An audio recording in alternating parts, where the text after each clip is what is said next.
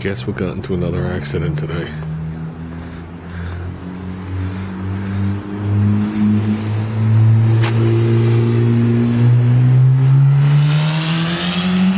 Oh, it's a hot rod. Yeah, you can't see, it's the dark.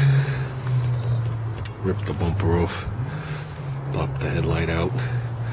Crushed in the fender. Yeah, it continues from where the last damage ended.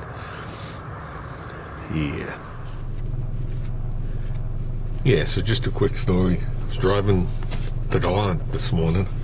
I never drive this car.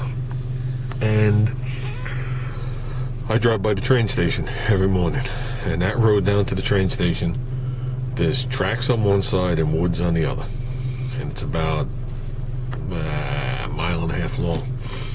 And people come down that road, they'll do 80 and 90 miles an hour to catch the train. It goes, then it has an S turn to the road goes straight, and near the end it curves to the left, curves to the right. Then you got the entrance to the train station. Then if you go a little further, you make a right, you go over the railroad tracks and continue on.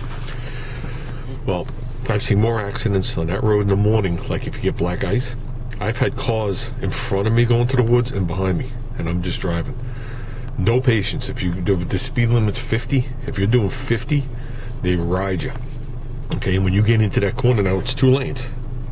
Well, let me reword that. It's 1 lane, and right before it opens up to the turn, it's 2 lanes. So when you hit that 2-lane spot, it's like a NASCAR race. And I just stayed to the right, and I let all these assholes just pass me. I mean, 13 years I've been dealing with this. Okay, it's the same shit. Everybody's cutting everybody off. So I'm driving, I hit the S turn, I'm in the right hand lane in the Galant. Okay, I'm just approaching. Now we're doing, I don't know, 30 miles an hour at this point. Okay, maybe 35 because we stopped at the light, so then we continued on.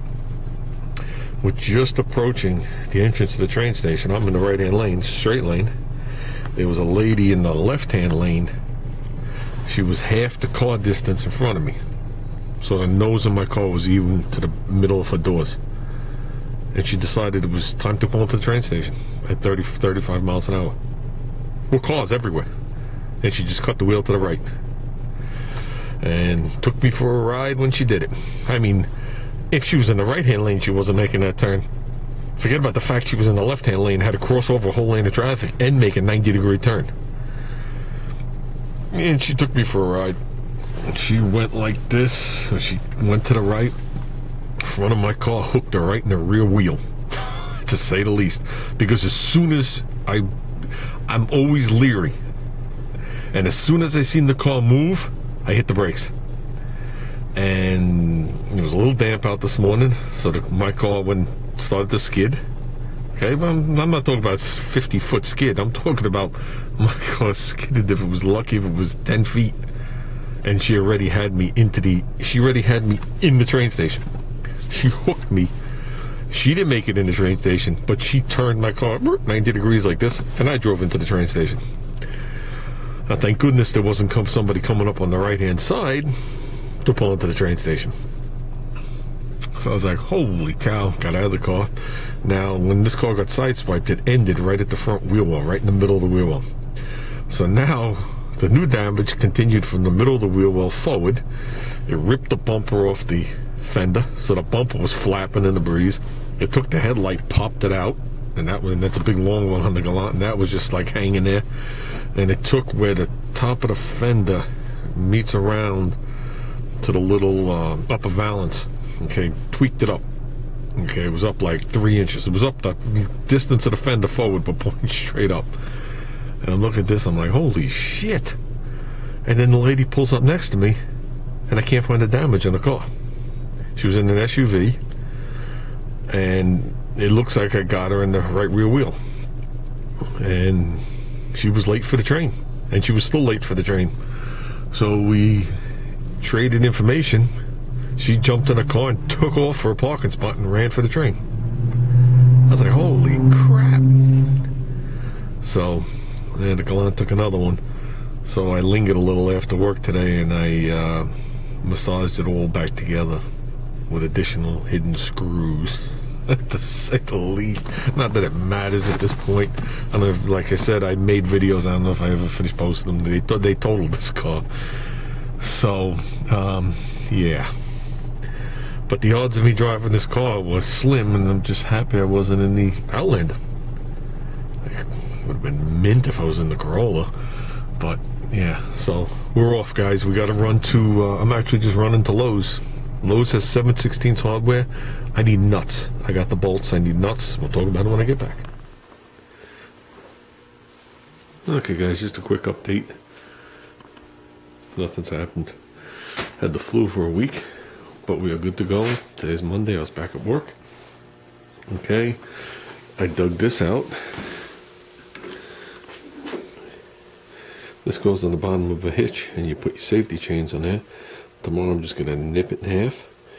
I'm going to bolt this end to the frame and use that as the lifting. Okay. Grade 8 7/16 bolts will be doing the load. These are the bolts that was holding the engine to the stand. The lower bolts on the AMC are 7/16, not 3/8 like the upper four. Okay, all I had to do was grab some nuts, some washers. Okay, Lowe's stocks this stuff. That's amazing. Home Depot does not. So we have more than enough here to do this. We should be able to slip it through the rail, tighten this to the rail, put my piece in, and then tighten the nut to it. More than enough washers, different styles, sizes. Okay, so we got that. I gotta remember to take this out of here. Okay. Got bolt style mounts now. Here's the box of taillight lenses we got to go through. Went and bought one strap from Harbor Freight. I had the other one. Okay, I was just comparing them. I wanted to see what the difference would be.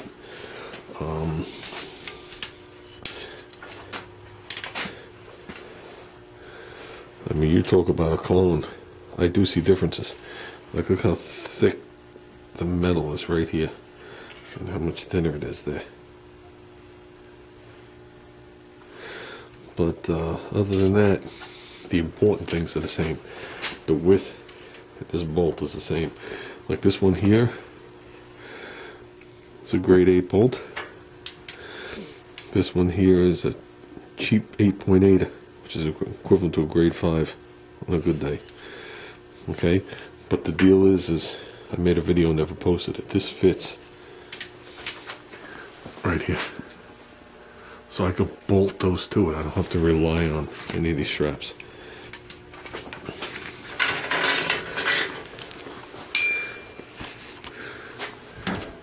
That bolts right to the left. So I'll have one here, and then, whoops, one over there, pulling down. I'm pulling down to the next. But that's not what I'm comparing. I don't know how much this other strap was. Because like I said, this was Chris Liberty's strap. Like many years ago. It's seen better days.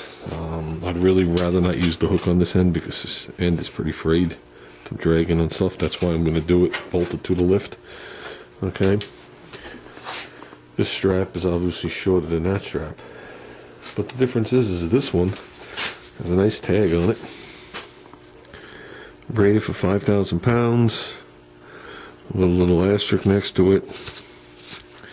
And that doesn't tell me if that's lifting or working strength.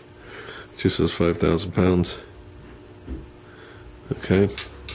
This one here, okay, is rated for a whopping 10,000 pound braking strength and 3,300 pound working load.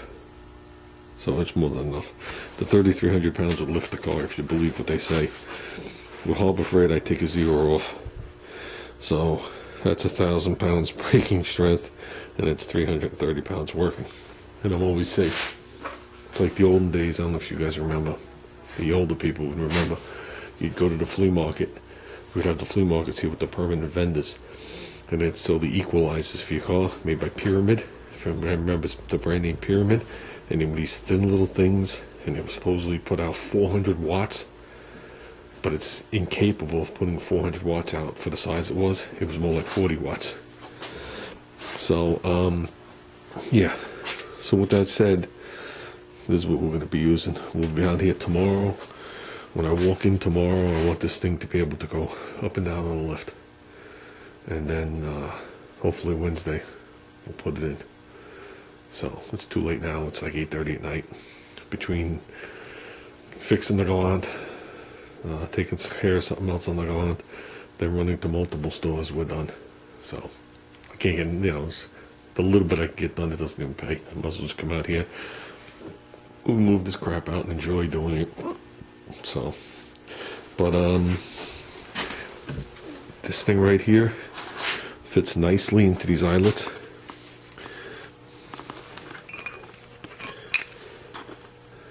So, I like that. So, do I trust this thing for 10,000 pounds? Absolutely not. I don't even trust it with me hanging on it. But we'll see. Okay, guys. With that said, that's enough for today. I'm done. I'm tired. It was a long day. Like I said, first day back. I was in bed since Sunday. Sunday came. By the time Sunday was over, I was done. And yesterday was the first day I started moving around. So yeah, it was an ass kicker. Respiratory infections, ear infections, everything infections, horse pills. So, okay guys. I did get the coil for Junior. The distributor we haven't worked on because I haven't been working. But that's no big deal. Rebuilding kit for the car, for the fuel pump. Found one, bought it. Okay, for the Super Street Carter pump. So that's 110 gallons an hour at 6.5 psi or something. Perfect for what he needs. Perfect. He doesn't need the super strip one that was like 8 pounds of pressure, because they say that doesn't require a regulator, but I knew someone that ran it, and every time he stood on the car, it would take out the needle and seat. He wound up putting a regulator in. So, so we'll do a video on that, because that pump is no longer made, just so you guys know. The main pump is a small block Chevy pump with an AMC lever, and they no longer make that. Carter's no longer Carter, if anybody doesn't know. And just to get the small block Chevy one is a special order now, because now they've come out with all the Chinese pumps through Summit and Jegs. And I don't know about you guys, but fuel pumps are iffy enough to put one of these shiny Chinese ones in there for a quarter of the price. You're guaranteed to break down. So, but that's everybody's choice. You know what I mean? Okay guys, I'm out of here.